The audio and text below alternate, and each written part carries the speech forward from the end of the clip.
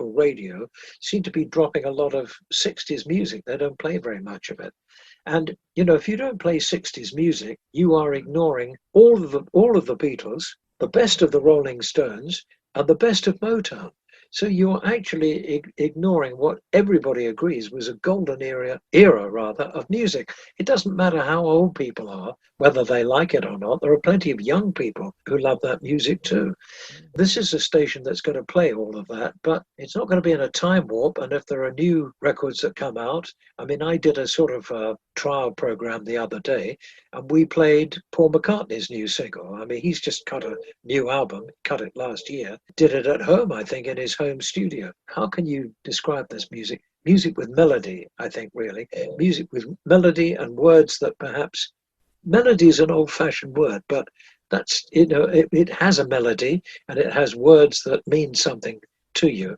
And that's what we're going to play. You'll be glad to know there'll be plenty of David Cassidy. Yeah. In fact, I am planning, we're launching on Valentine's Day, and we're each going to have, I think, an hour's program. All the presenters are going to have an hour's program, not necessarily at our normal time. I'm going to be doing lunchtime Monday to Friday, 12 till 2. But we're doing a launch program. And I thought in the launch program, it would be nice to talk about all the people that I have worked with down the years. Yeah. And one of those people, of course, is David Cassidy. And as you know, I compared one of his UK tours. And I tell the story, which I told you, and I think you put in your book, about how he hated the girls screaming, so that he couldn't hear the girls screaming, because he was a good singer. He wanted them to hear him. He put cotton wool in his ears and then realized that he couldn't hear the band. So that didn't work. So it was a kind of no-win situation. So I think we'll play one of David's records in my launch program. That's wonderful. I thought you'd be pleased about that, yeah. I am. What about By the way, congratulations on how well your book is doing. I know that it sells around the world. I know these are difficult times for people to get books and distribute books. But I'm pleased to hear it's doing really well. Thank you so much, David, and thank you for being a part of it as well. Well, I'm only a very small part of it. There's a nice picture of me in there, I think, with David. And, I got to know him quite well on the tour. And I got to realize that, he wasn't always completely happy. I think, while he was here in the UK, he would love to have seen a bit of the country. He would love to go horse riding during the day, instead of which he spent his whole time holed up in hotel rooms, which is, not great for anybody, is it? You can't exercise, you can't go anywhere or do anything.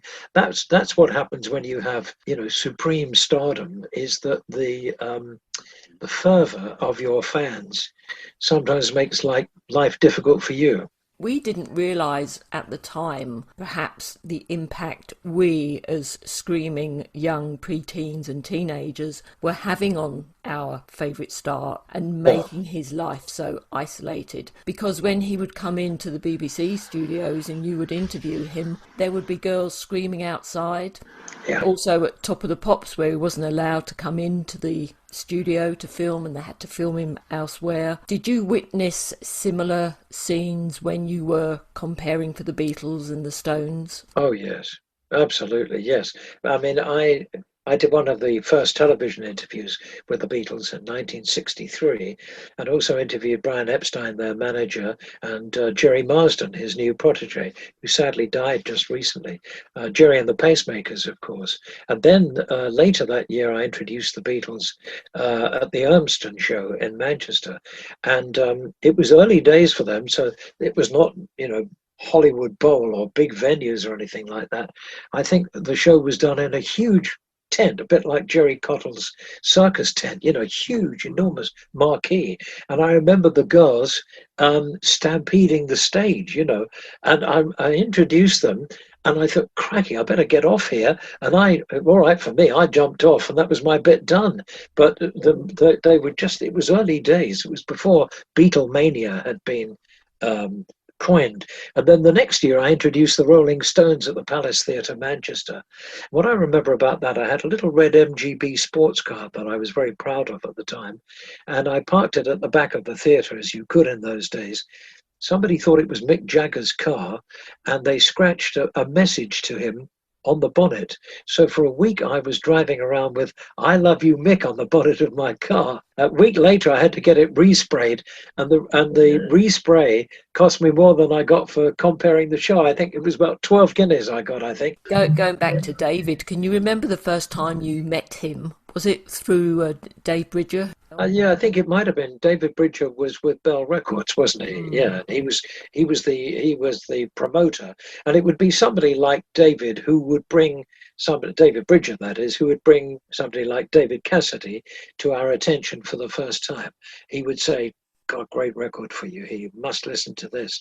This guy is absolutely so hot. He's done this, that, and the other. You know, he's been in the Partridge Family. He's a big star in America. He's going to be a huge star here." So you put it on, you listen to it with the, it was all vinyl, of course, in those days. Listen to it with the producer and say, "Oh God, yeah, this is going to be huge. Must have this as our record of the week." Hamilton Hotshot, I called it on Radio 1. Yeah, then when I was asked to do the tour, I saw, Cassidymania at close up. And, we went around the country, didn't matter where you were in the country. It was all the same because he was the hottest teen idol at the time. The only rivals that he had really were the Osmonds. And I met the Osmonds. I met them at a garden party in Holland Park in London. I think we sort of meet the press and meet the radio people. But I didn't actually introduce them on stage. Later on, I worked with the Bay City Rollers, and there again, you had Roller Mania. It was the same thing. We did a Radio 1 roadshow, which I compared with Annie Nightingale, and we did it from Mallory Park. The Bay City Rollers got on a boat. There was a lake there, and they jumped on this boat to get away from their fans, and all their fans, female fans, obviously, jumped in fully clothed and swam out after them. There are all these crazy things that happened. The guy that you were likely to meet was the sort of spotty-faced teenager, around the corner who you'd think, crikey, compare him with David Cassidy. I mean, David Cassidy was gorgeous looking, wasn't he? I mean, he was every girl's dream. That's what I always say about him. He was so good looking. He had that wonderful sort of men had in those days, very long hair. And of course, he was, wonderful specimen. He was wonderful shape. So even I, as a man, even I, as a heterosexual man, could understand that young women, would find David Cassidy really. It's interesting, isn't it? It's always men. It's always men who are considered to be the more aggressive sex. We're getting into a really serious area here now, and yet men don't go along to concerts and scream and shout and throw their knickers on the stage, do they? It's the women who do. Do you think it's the unattainable? I mean, that was always the thing with Cliff, wasn't it? Was that Cliff was unattainable. He had a girlfriend at one time, Sue Barker, and as soon as people thought that he was taken, his record sales dropped because they said, "Oh, Cliff's taken, he's not." So but that sustained him right through his career. The Bachelor Boy, he's been the Bachelor Boy forever. People like Cliff, David Cassidy, could I say, Barry Manilow, have all had huge female followings, not exclusively. Obviously, they would have some there, but I mean, what percentage of a David Cassidy audience would be female? 98%? Most definitely. The only males would be your father or your brother would have gone with you. Somebody got dragged along, yeah. And then later, it would be husbands. And they'd be terribly jealous because they would be thinking quietly, "I think she likes David Cassidy more than she likes me." They'd be right.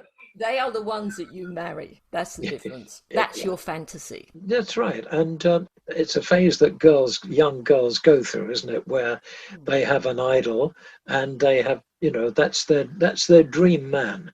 And then, probably they settle for the spotty teenager, when he's no longer a teenager, but maybe still spotty. No, but that is the story through life. I mean, Ricky Nelson, Elvis, Bobby Darin, any Yeah, matinee idol as we knew them in the 50s yeah. and 60s. It's Justin Bieber, for example, in more recent times, yeah. and other idols that I probably don't know about. Don't start me on music of today because, well, you know, it'll finish up being a rant. If I'm going to say something about music today, I would say I hear people calling themselves soul singers. Well, that's okay. But the problem is, I remember Marvin Gaye, you know, and who is ever going to be better than